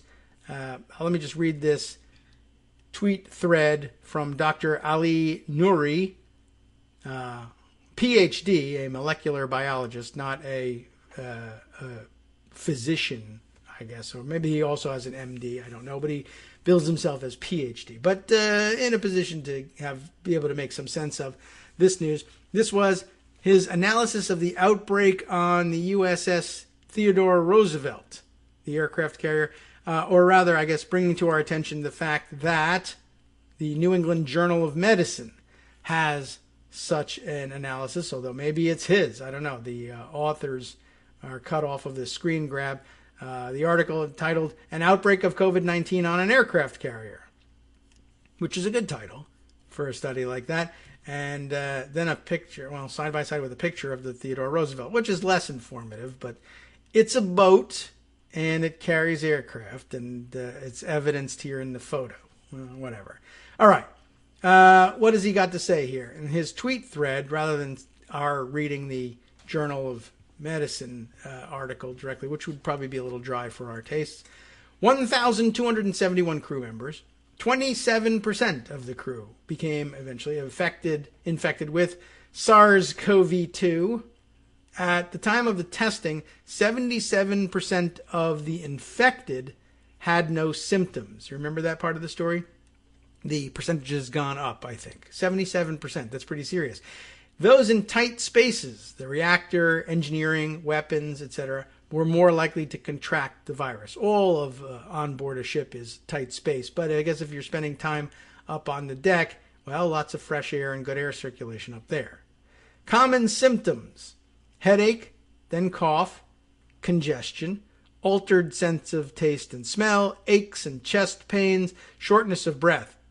All the typical ones. Average age, 27 and healthy. So relatively few hospitalizations, just 23, 4 in the ICU, and 1 death. 4,079 were quarantined in Guam for 14 days. And now, with some fair regularity, Guam sits atop the number of new cases reported per million residents. And I'm afraid we might have done that one. The Navy has initiated safeguards. The ship's crew is now insulated from community exposure for 14, or crews everywhere on any ship. Crews are now insulated from community exposure for 14 days and tested prior to deployment.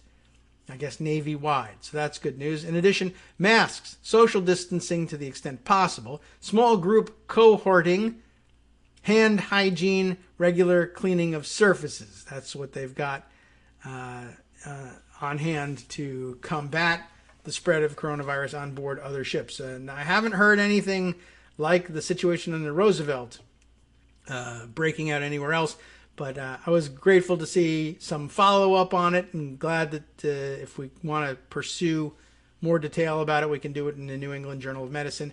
and final numbers on how many people got it. 1,271. I don't know where we left it last with the Roosevelt, but that's worth it all by itself, finding out how many people actually eventually got this thing.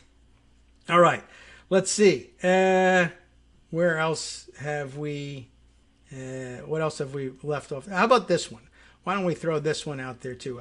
Again, my inclination is to go back to the news about the difficulties in distributing the COVID-19 vaccine, but I think I've pointed you in the right direction by giving you the articles from in yesterday's summary. But I'm sure not all of you actually go and click on those things. But if you are interested in finding it, you know where to look. I think you know where to look on the Kagro in the Morning group page on Daily Kos, which, because of the architecture of the site, is still identified in the URL as being Daily Kos Radio, but it's not.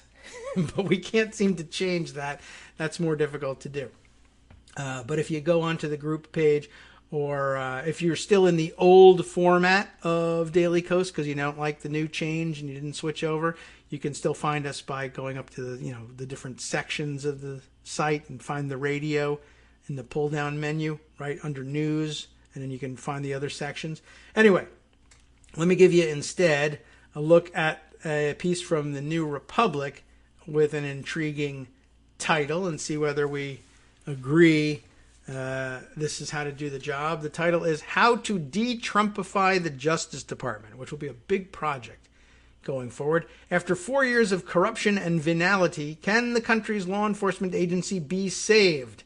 Asks Ankush Kadori, who I hope will give us some description of his qualifications for this at the end of the article, perhaps. But let's see.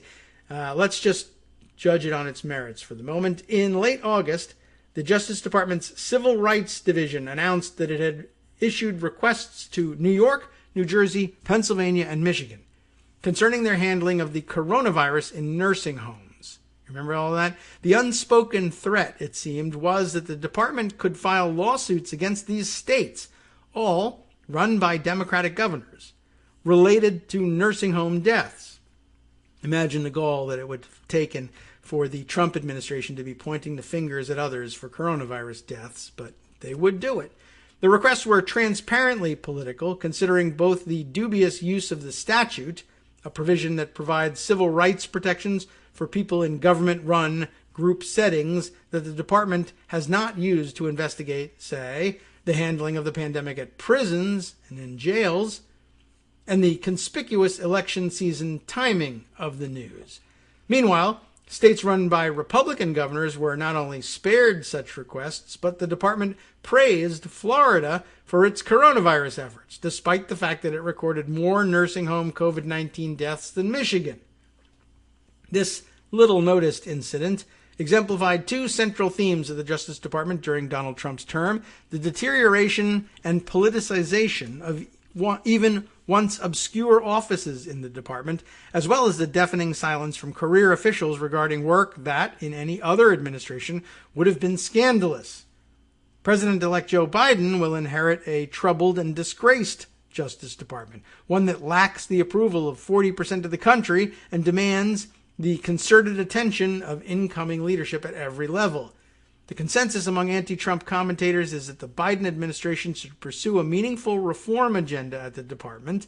The recommendations range from a vaguely defined internal fumigation to an internal investigation focused on identifying politicization, to more targeted enhancements to the powers of the department's watchdogs and ethical advisors, and reforms to the department's Office of Legal Counsel. These proposals are all well motivated, but in their own ways oddly sanguine about the breadth and depth of the problems of the department.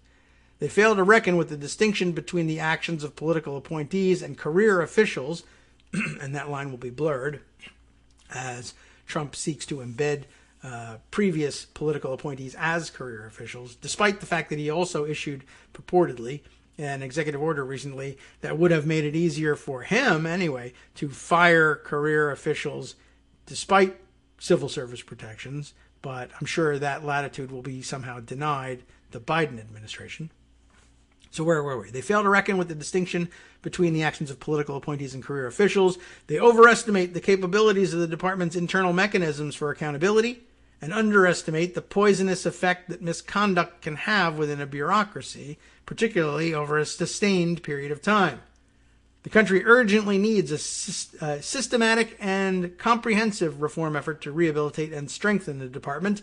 After 4 years of Trump, after all the damage wrought by Trump, his 2 attorneys general, and the many people within the department who appear to have facilitated the disastrous management of the agency, the department is in its worst condition in decades. The harm to the institution has been considerable and widespread, and the department has significantly depleted perhaps its most critical asset for the functioning of our democracy, its credibility. There is also serious reason to worry about the extent to which some, possibly many, career officials participated in this mess, perhaps because they saw openings to get ahead in the most corrupt administration in modern history, because they wanted to keep their jobs, or because they were willing to tolerate and perhaps even support unethical and sometimes morally depraved work. To make matters worse, the offices tasked with internally policing the department did not escape this corrosion, so we cannot rely on them to do the job that they have utterly failed to do for 4 years. Next up, a brief and incomplete survey of the wreckage. Jeff Sessions, Trump's first Attorney General, had 2 principal objectives, which he pursued quickly and aggressively. The first was reintroducing the department's rigid and harsh treatment of drug crimes, a significant contributor to the gross racial disparities in our criminal justice system. The second was the reduction of illegal immigration, a capstone to a career marked by hostility to immigration, both legal and illegal. In addition to rescinding the Obama-era Deferred Action for Childhood Arrivals program, DACA, which prevented the deportation of undocumented immigrants brought to the country as children, Sessions implemented a zero-tolerance policy for people entering the country illegally beginning in April 2018. At the time, the administration insisted on holding parents and children caught entering the country illegally separately. You know all about that. So several thousand children were separated from their parents in the months following, though if you include those who were separated before the official implementation of the policy, the figure exceeds 5,000. Sessions and other administration officials made clear that one purpose of the policy was to deter immigration, an objective that could be achieved precisely because of how cruel the family separation element was. The family separation policy was one of the most morally abhorrent government policies of the last 20 years.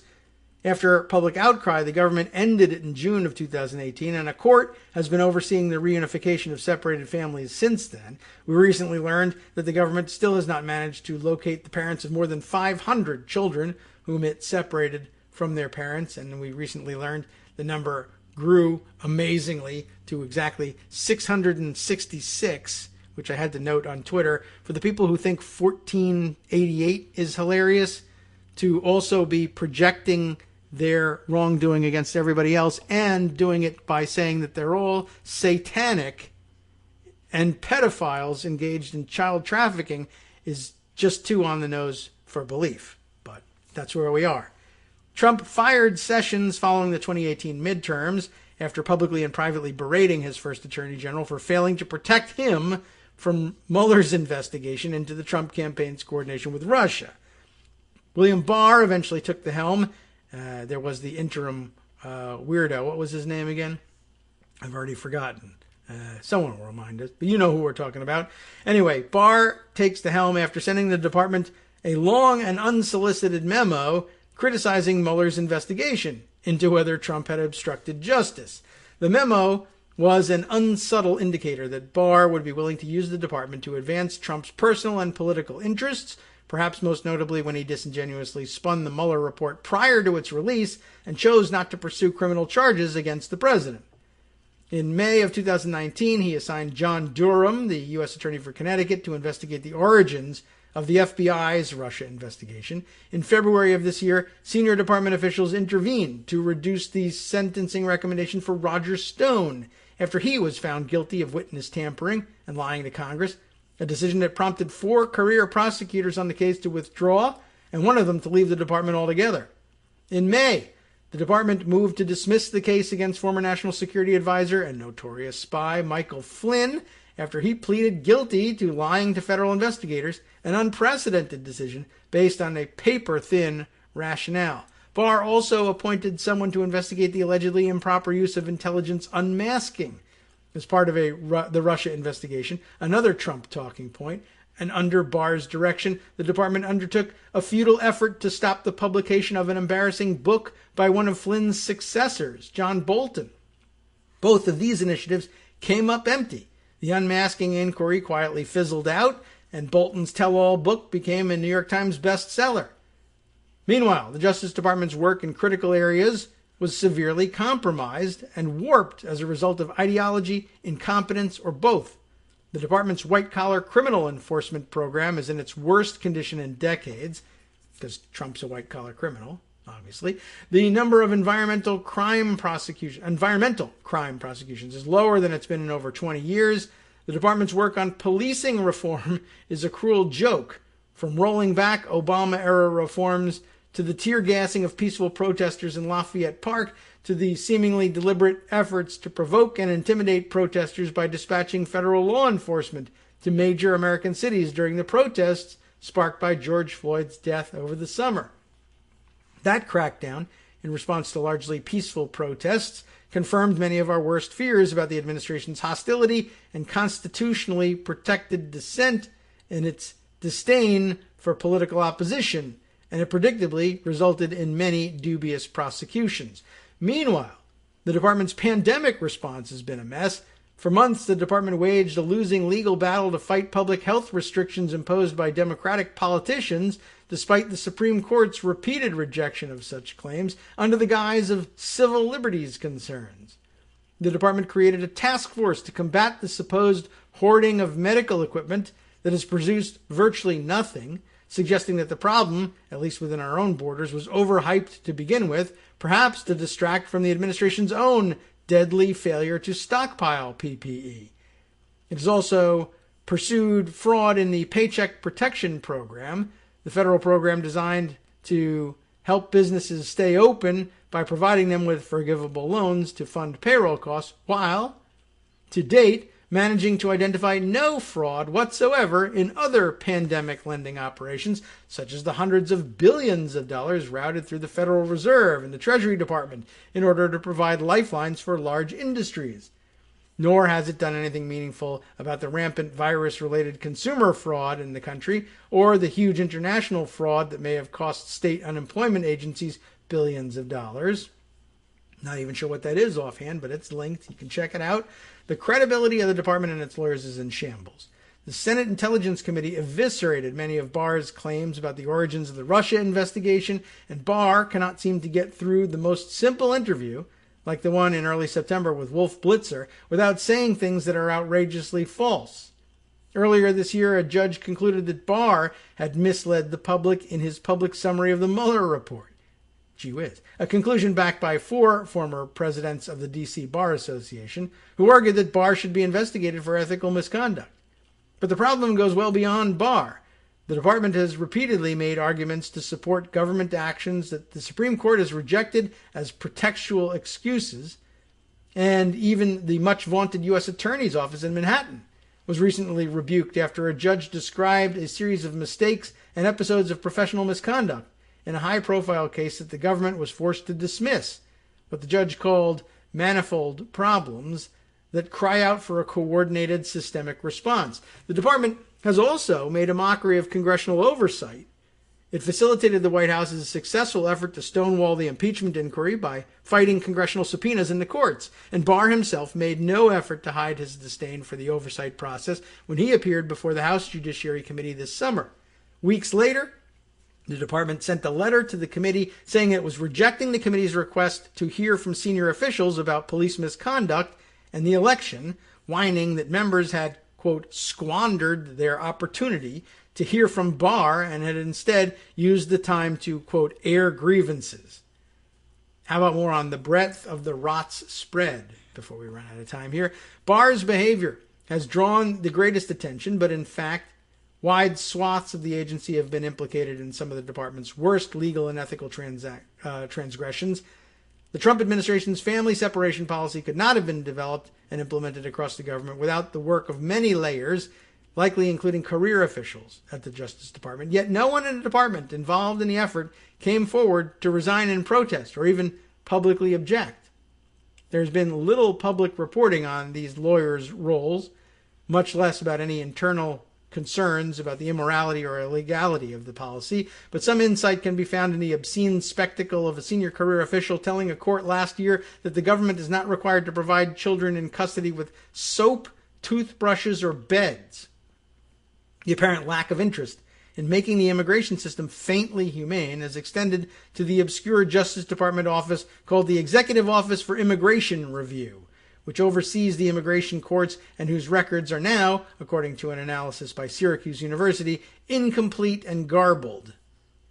In 2018, the department's normally staid civil division refused to defend Obamacare's individual mandate in the courts, a decision that prompted 2 senior career lawyers to withdraw in apparent protest and 1 to resign, and it has since worked to gut the law.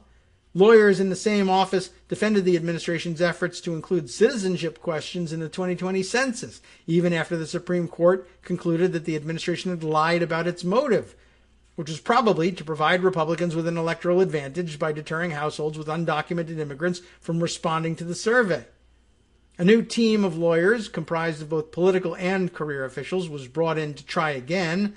A similar group of both political and career officials has been handling the department's efforts to dismiss the defamation case brought against Trump by E. Jean Carroll, who was alleged that Trump sexually assaulted her in the 1990s, and who was on the cusp of getting crucial pretrial discovery from Trump when the department intervened on his behalf at the White House's request. The presiding judge rejected that effort in late October. The Solicitor General's office, which is supposed to represent the United States in the Supreme Court, has also seen its standing diminished by the willingness to provide a veneer of legal legitimacy to political work. Most recently, the office, including several career lawyers, defended the department's ongoing effort to drop the case against Flynn by claiming that judges cannot even ask questions in such cases. That's the old Alberto Gonzalez theory. The position was correctly rejected by the full D.C. Circuit Court of Appeals after a prolonged interim appeals process facilitated by the department that was itself unprecedented. A rotating cast of U.S. attorneys and career prosecutors at the District of Columbia has undertaken questionable and at times preposterous efforts in support of the president's personal vendettas. Prosecutors in the office pursued a case against former FBI Deputy Director Andrew McCabe, whom Trump has publicly vilified. But after the prosecution stalled last year, another set of career lawyers tried, unsuccessfully, to resuscitate it. When Trump wanted to muzzle Bolton, prosecutors tried to stop his book from being sold, a laughable legal position. It was also practically impossible since copies were already in the hands of reviewers and the press by the time the lawsuit was filed. The department has since opened a criminal investigation into Bolton's publication of the book. There have also been suggestions of politicization within the department's antitrust division. Earlier this year, a career lawyer named John Elias presented evidence to the House Judiciary Committee indicating that Barr's personal animus toward the cannabis industry had prompted a series of intensive investigations into mergers in the industry. That was bad enough, but things got worse when the department made a concerted effort to discredit Elias, one that, on a close reading, actually seemed to confirm his allegations. More recently, the office filed an antitrust complaint against Google over the objections of career lawyers who, according to news reports, were concerned that the investigation was being improperly rushed so that it could be filed before the November election. The Google case was just one part of what appeared to be a broader pre-election push to falsely suggest to voters that the department had been vigorously pursuing corporate crime during Trump's term. The department's public integrity section even is having the same difficulties. We'll tell you a little bit about this as we play our way out, which prosecutes public corruption, has long held one of the worst track records in high-profile litigation in the department, but the need to placate Trump has taken it to a new low. Last year, career prosecutors in the office were asked to review the memo summarizing Trump's call with the Ukrainian president in July of 2019. the one that led to the impeachment, to determine whether a criminal investigation should be opened. Without interviewing a single person, they opposed the investigation. There is also no indication that they are investigating recent reports about meetings between Trump and wealthy campaign donors who used their time with him to successfully lobby for their parochial corporate interests. Well, there's more.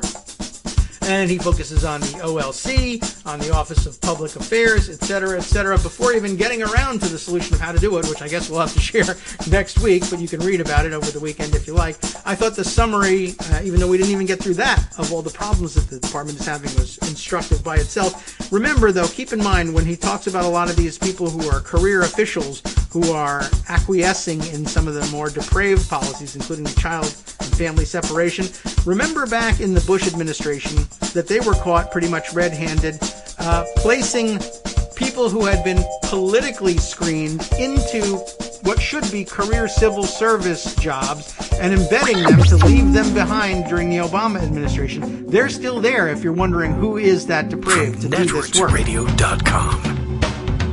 You have been listening to Kagro in the Morning with David Waldman. All right, where next? The West Coast Cookbook and Speakeasy with Justice Putnam. That's where. What's he got on tap for us? Let's see.